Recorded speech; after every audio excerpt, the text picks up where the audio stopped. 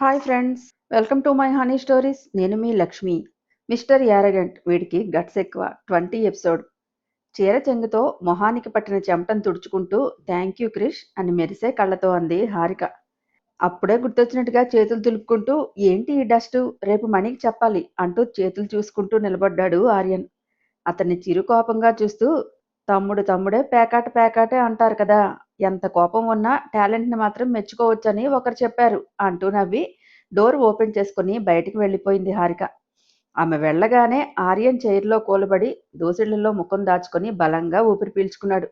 రకరకాల ఆలోచనలు అతని మనసును ఉక్కిరి బిక్కిరి చేస్తున్నాయి. హారిక డోర్ వేసిన వెంటనే కోపంతో బుసలు కొడుతూ తన రూముకు వెళ్ళిపోయింది భారతి.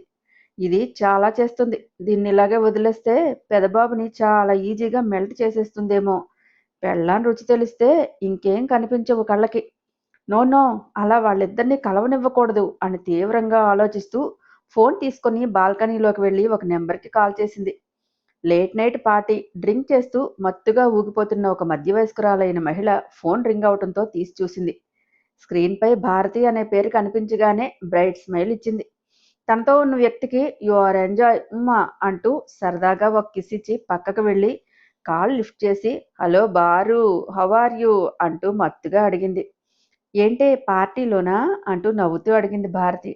ఎస్ స్వీట్ హార్ట్, ఏంటి సడన్గా గుర్తొచ్చాను అందామె.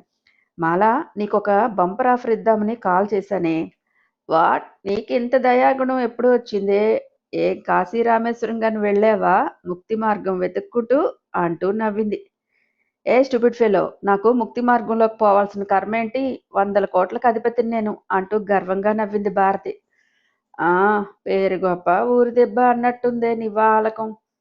ఆస్తంతా నీ చేతికి వచ్చాక నేను సంతోషంతో ఆకాశమే హద్దుగా ఎగురుతా. కానీ ముందు మ్యాటర్ చెప్పవే, అక్కడ ఉడత మొహం వాడు మన కోసం వెయిటింగ్లో ఉన్నాడు అంటూ అదోలా నవ్వింది మాలతి.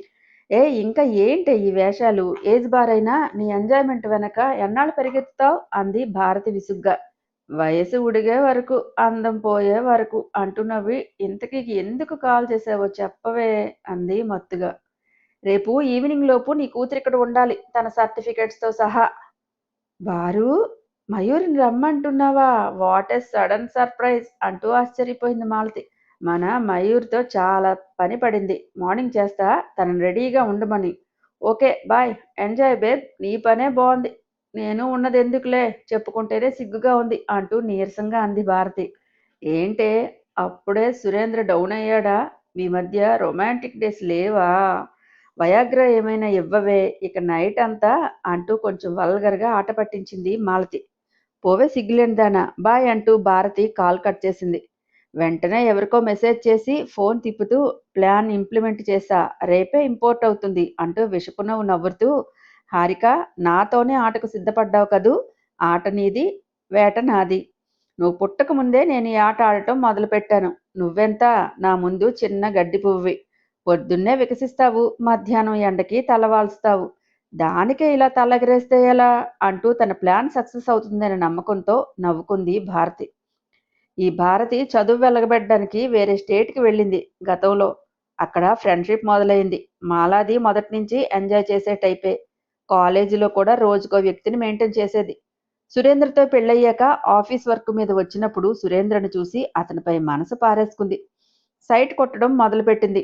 అది మన భానుమతి భామ కంట్లో పడింది. మొహం వాచేలా 4 దెబ్బలు గిఫ్ట్గా ఇచ్చింది. దెబ్బకు దెయ్యం వదిలినట్టు లగేజ్ పట్టుకుని అక్కడి నుంచి లగెత్తింది మాలతి. కొన్నాళ్ళకి ప్లేట్ ఫిరాయించి సురేంద్రను అన్నా అని పిలవడం స్టార్ట్ చేసింది. చూపు కూడా తిప్పేసింది. అయితే అప్పుడప్పుడు వచ్చినప్పుడు లోపల ఎంత మంట ఉన్నా పైకి మాత్రం సైలెంట్గా ఉండేది మన బామ్మ. కానీ అన్న అనే పిలుపు వెనక ఉన్న స్కెచ్ వేరే. ఆర్యన్ని తన అల్లుడిగా చేసుకోవాలనే ఆశ మాలతికి అప్పుడే పుట్టింది. అందుకే హాలిడేస్ వస్తే కూతుర్ని ఇక్కడ దింపేసి మాలా మేడం తన విహారయాత్రని శృంగారయాత్రగా మార్చుకుని ఎంజాయ్ చేసేది. అదండి మ్యాటర్. మయూరి అంటే అస్సలు బామ్మకు పడేది కాదు. వయసు వచ్చిన తర్వాత ఆమె రాకపోకలనే బంద్ చేయించింది. ఆర్యన్ నక్షత్రానికి సరిపడే జన్మ నక్షత్రం కాదని మయూర్ని బలి చేయలేక భారత్ కూడా ఆమెను దూరం పెట్టింది. తల్లి ఒక రేర్ పీస్ అయితే ఈ పిల్ల మరీ రేర్ పీస్. వస్తుంది కదా, మన హరి గారి చేతిలో చికెన్ లెగ్ పీస్ అవుతుందేమో, నాది గ్యారంటీ. ఇక హారిక తన రూముకు వచ్చేసి ఫ్రెష్ అయింది. మనసు నిండుగా ఉండటంతో సోఫాలో ఎక్కి దుప్పటి ముసుగేసుకుని హాయిగా నిద్రపోయింది. ఎప్పటికో వచ్చి బెడ్ మీద పడుకున్న ఆర్యన్ ముద్దుగా ముడుచుకొని నిద్రపోతున్న హారికనే చూస్తూ ఉండిపోయాడు. చంద్రుడికి దిష్టి చుక్కలా కుందేలు పిల్లలా ఉన్న హారికకు పై పెదవి మీద ఉన్న పుట్టుమచ్చ మరింత అందాన్ని తెచ్చింది. ఆమె ముఖానికి అది ఒక అందమైన దిష్టి చుక్కలా మెరుస్తూ ఎదుటివారి చూపును కట్టి పడేస్తుంది. బుగ్గల మీద పడే సొట్టలు ఒక ఆకర్షణ అయితే ఆ పుట్టుమచ్చ రెండోది. అలా చూస్తూనే ఎప్పుడో నిద్రలోకి జారిపోయాడు ఆర్యన్. ఏ టైంకి పడుకున్నా కరెక్ట్ టైంకి లేవడం హారికలో ఉన్న ఒక మంచి అలవాటు. డైలీలా మెడిటేషన్ చేసుకుని ఉదయించే భానుడికి నమస్కరించి ఫ్రెష్ అయ్యి కిందకి వెళ్ళిపోయింది. పూజ గదిలో పూజ ముగించుకొని పైకి వచ్చేసరికి లేట్ నైట్ నిద్రపోవటంతో అప్పుడే లేచాడు ఆర్యన్. బాల్కనీలో నిల్చొని తన పొడవాటి కురులను ఆరబెట్టుకుంటోంది హారిక. బయట గార్డెన్లో విరబూసిన పూలు ఉషోదయ కిరణాలు తాకి మరింత మెరుస్తూ ఆనందంగా తలలూపుతున్నాయి. ఉషోదయాన్ని స్వాగతం పలుకుతున్నట్టుగా కనిపిస్తున్న ఆ దృశ్యాన్ని అబ్బురంగా చూస్తోంది హారిక. అది గమనిస్తూ దీని టైం పంచువాలిటీ మాత్రం మెచ్చుకోవచ్చు అనుకుంటూ వాష్రూంలోకి వెళ్ళాడు ఆర్యన్. ఆర్యన్ తిరిగి వచ్చేసరికి హారిక తన పొడవాటి జడను అందంగా అల్లుకుంది. లైట్ మేకప్ వేసుకొని బామ్మ ఇచ్చిన బ్లాక్ బీడ్స్ పెట్టుకొని పాపిట్లో సింధూరం పెట్టుకుంది. ఒకసారి అద్దంలో తనను తాను చూసుకొని చిరునవ్వుతో కిందకి వెళ్ళింది. స్కై బ్లూ కలర్ శారీలో ఆకాశ మేఘమే భూమిపైకి దిగి వచ్చినట్టుగా కనిపించింది హారిక. ఆమె హాల్లోకి అడుగు పెట్టగానే అందరి చూపులు ఆమెపైనే నిలిచిపోయాయి. కొన్ని కళ్ళు కుళ్ళుకు చేస్తే మరికొన్ని కళ్ళు మాత్రం ఆమెను అపురూపంగా చూస్తూ ఉండిపోయాయి. భారతికి భగభగలు మంటలు రేగాయి. హారిక అందంగా తయారై రావడం చూసి ఆ మంట. అత్త, చూసావా ఎంత టిప్ టాప్ గా రెడీ అయి వస్తోందో? ఇదేదో భారీ స్కెచ్తోనే ఉంది అంటూ బారు ఆంటీ చెవి తినేస్తోంది సోని. హారిక అందం చూసి మరి ఓర్వలేకపోతుంది. అంటూ డైనింగ్ టేబుల్ని కబ్జా చేసింది భారతి. అందరూ అత్త గ్రిప్పులో ఉంటే ఇది మాత్రం అత్తనే ఆడిస్తుంది. ఇది ఆఫీస్కి వెళ్ళి బావను మెల్లగా మెల్ట్ చేయదు కదా అనుకుంది సోని. మెల్ట్ చేయదే చల్ల చేసి వెన్న తీస్తుంది. హారికిచ్చే జరుకులకు మీ దాహం తీర్చేది ఆ చల్లేనే చింపిరి మొహందానా. భారతి బ్యాచ్ మాడిపోయిన మొహాలు చూసి చిన్నగా నవ్వుకుంటూ వెళ్ళి, అమ్మమ్మ, ఈ చీర ఎలా ఉంది అంటూ చెంగు తిప్పుతూ నవ్వుతూ అడిగింది హారిక. అమ్మా, ఎన్ని హొయలు పోతోంది ఇది. వెయ్యి వెయ్యి, నీకు పొగరు ఎలా దించాలో నాకు తెలుసు అనుకుంటూ మూతి 3 వంకర్లు తిప్పుకుంది భారతి. నీలి మేఘం నేలకి దిగినట్లు ఉంది అంటూ మెటికలు విరిచింది శాంతమ్మ. చిన్నగా సిగ్గుపడుతూనే థ్యాంక్స్ అమ్మమ్మ, మీ మనవడిని ఆడుకుంటా చూడండి అంటూ నవ్వుతూ చెప్పింది హారిక. చెల్లాయ్, వాళ్ళ గుసగుసలు చూసావా? ఈ పెద్దావిడ ఏదో కిచిడీ చేస్తోంది అంటూ శనిగాడు అశోక్. ఆవిడ అండ చూసుకునే ఇది ఇలా చిందులేస్తోంది అంటూ గ్లాసులో స్పూన్ తిప్పుతూ అంది భారతి. ఏదో ఒకటి చేయి చెల్లాయ్, వాళ్ళ ఎచ్చులు చూడలేక చస్తున్నాము అంటూ మొహం మార్చాడు అశోక్. కాసేపు ఆగు, ఏం జరుగుతుందో నువ్వే చూడు అంది భారతి. మణికి హెల్ప్ చేస్తూ టిఫిన్ డిషెస్ తెచ్చి టేబుల్ మీద పెట్టి ప్లేట్స్ కూడా పెట్టింది హారిక. కాలు మీద కాలేసుకుని స్టైల్ కొడుతూనే ఫోన్ చూసుకుంటోంది సోను. తిండి తినేటప్పుడు కూడా ఈ ఎదవ ఫోన్ వాడటం మానవా? ఏదైనా లిమిట్లో ఉంటే మంచిది. అతిగా వాడితే అది మనల్నే శాసిస్తుంది అంటూ వార్న్ చేసింది శాంతమ్మ. దెబ్బకు ఫోన్ పక్కన పెట్టి స్ట్రైట్గా కూర్చుంది సోని. ఎక్కువ కటింగులు దొబ్బితే ఇట్టాగే వాతలు పెట్టించుకుంటావు అని చిన్నగా అంది హారిక. మొహం మండించుకుంటూ చూసింది Soni. Hi mom, good morning అంటూ నవ్వుతూ వచ్చాడు ఆర్యన్ ఇంతలో. హ్యాపీ మార్నింగ్ నానా అంటూ మొహం అంతా నవ్వు పులుముకుని చేయి చాపింది భారతి. ఆ చేతిని పట్టుకొని ఆమె పక్కన కూర్చున్నాడు ఆర్యన్. తేనె కూడా ఇంత స్వీట్గా ఉండదు, కానీ ఈవిడ పెదవులు మాత్రం ఎంత స్వీట్గా పలుకుతాయో అని వ్యంగ్యంగా అనుకుంది హారిక. నైట్ త్వరగా పడుకోలేదా నాన్న? లేటుగా లేచావు, మొహం చూడు ఎంత డల్లగా ఉందో. అంత లేట్ నైట్ వరకు మెలకువగా ఉండకు, హెల్త్ డిస్టర్బ్ అవుతుంది అంది భారతి. చుప్పనాతి శూర్పణఖ, చూడు ఎలా చెప్తోందో. పెళ్ళైన వాడు నైట్ నిద్రపోతాడా? మా మావయ్య నిద్రపోతేనే ఈవిడిద్దరు పిల్లల్ని ఎలా కందో, గాల్లోంచి ఊడిపడి ఉంటారు అని పెదవులు కదుపుతూ తిట్టుకుంది హారిక. పెదబాబు, హారిక ఆఫీస్కి వస్తుందా? ఈరోజు బాగుంది, దశమి అంది శాంతమ్మ. అది నిన్నే వెళ్ళిపోయినట్టుంది అనుకుంటా అత్తయ్య అంది అడ్డం పడుతూను భారతి. దశమి గడియలు ఉన్నాయి, ఏకాదశి చాలా విశిష్టమైన రోజు అంది టిఫిన్ తింటూ శాంతమ్మ. ఓ అవునా, అయితే మయూర్ని కూడా రేపు ఆఫీస్కి రమ్మంటాను, ఏకాదశి ఉంటుంది కదా అంటూ బాంబు పేల్చింది భారతి. తలెత్తి చూస్తూ మయూరి ఆఫీస్కి రావడం ఏంటి అని షార్ప్గా చూసింది శాంతమ్మ. క్వశ్చన్ మార్క్ ఎక్స్ప్రెషన్ ఇచ్చారు సురేంద్ర ఆర్యన్.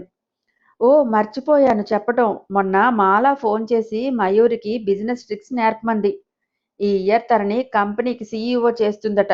తనని ఇక్కడికి పంపుతా, ఆర్యన్ అయితే మంచిగా నేర్పుతాడని అడిగింది. నేను ఓకే చెప్పాను. ఏ నాన్న నీకిష్టమేనా అని నైస్గా అడిగింది భారతి. మయూరి అంటే గుడ్ ఒపీనియన్ లేకపోయినా భారతి బాధపడుతుందని "ఉమ్" అన్నాడు అయిష్టంగానే ఆర్యన్. ఎవరి యూరియా పంట నాశనం చేస్తుందో ఈవిడ ఎంత ఇదిగా చెప్తుందంటే అది డేంజర్ లేడీని అయ్యుంటుంది. సడన్ గా థాట్ వచ్చిందా లేక ఫస్ట్ నుంచే అనుకున్నారా అని ఆలోచిస్తూ ప్లేట్లో డిజైన్లు వేస్తోంది హారిక. చిన్నగా కదిపి చట్నీ వేయినా చిన్నమ్మా అంది మణి. వద్దులే చాలు అంటూ స్పీడ్గా తినేసి లేచింది హారిక. శాంతమ్మ కూడా లేస్తూ భారతి ఆ అమ్మాయి ఆఫీస్ వర్క్ చూసుకుని వాళ్ళ గెస్ట్ హౌస్లో ఉండమను. ఇంట్లో ఉండటం అది కుదరదు. ఈడొచ్చిన పిల్లలు ఉన్నారు. నలుగురిలో అభాస్ పాలు కావటం నాకు నచ్చదు అంది గంభీరంగా. అత్తయ్య ఒంటరిగా ఉండాలంటే పాపం అంది నసుగుతూ భారతి. అందరూ ఒంటరి వాళ్లే భారతి. దూర ప్రాంతాలకు వెళ్ళి చదువుకుంటున్న పిల్లలు వాళ్ళ పరివారాన్ని వెంటేసుకుని వెళ్తారా ఏంటి? హారిక నువ్వురా అంటూ బామ్మ ముందుకు నడిచింది. బామ్మ మజాకానా మరి. లోపలే కాలిపోతూ ఛ అంతా నాశనం చేసి పడేసింది ఈవిడనుకొని తనలో రేగిన అసహనాన్ని ఆపుకోలేక సతమతమై సచ్చింది భారతి. తన నాని అనేదానికి ఎదురు చెప్పే అలవాటు లేని ఆర్యన్ మౌనం వహించాడు. భారతి ఆవిడకి మాట ఇచ్చే ముందు ఒక్కసారి మమ్మల్ని అడగాలని తెలీదా? ప్రాజెక్ట్స్ అన్నీ ఎండింగ్ స్టేజ్లో ఉన్నాయి. న్యూ ప్రాజెక్ట్ కూడా ఓకే చేశాడు పెదబాబు. ఇలాంటి టైంలో తనకు ఎలా ట్రైన్ చేస్తాం చెప్పు? ఏదైనా మ్యాటర్ బయటికెళ్తే మన కంపెనీ రెప్యుటేషన్ దెబ్బతింటుంది అంటూ కర్ర కాల్చి మరీ వాత పెట్టాడు సురేంద్ర. మండే మంట మీద పెట్రోల్ పోసినట్టయి మరి హారికను ఎలా రమ్మంటున్నారు? తను వస్తే ఏమీ కాదా అంటూ సహనం చచ్చి బ్లాస్ట్ అయింది. మన ఇంటి కోడలు బయట అమ్మాయి ఒకటేనా? ఏం మాట్లాడుతున్నావు నువ్వు సిల్లీగా అంటూ నవ్వాడు సురేంద్ర. ఆయనకి భారతిని హార్ట్ చేయాలని లేదు. మామూలుగానే అన్నాడు. అసలే పెళ్ళామంటే గుడ్డి ప్రేమ హార్ట్ చేస్తాడా ఏంటి? మణి మాత్రం సురేంద్ర అలా మాట్లాడటం ఎప్పుడూ ఎరగక ఆశ్చర్యంగా అనిపించింది. ఆవిడేమన్నా నీ ఇష్టం భారతి అంటూ డూడు బసవనలా తల ఊపుతున్న అతను రీజనబుల్గా మాట్లాడడం చూసి మరింత ఆశ్చర్యపోయింది. అంత కోపంగా భారతి చూడటంతో ఆర్యన్ కూడా కొంచెం షాక్ తిన్నాడు. దీనికే ఇంకా బోల్డు షాకులు తింటావు నాయనా. మామ్ అంటూ తట్టి ఆర్యన్ ఎక్స్ప్రెషన్ ఎలా ఉందో కళ్ళతోనే చూపించాడు కౌశల్.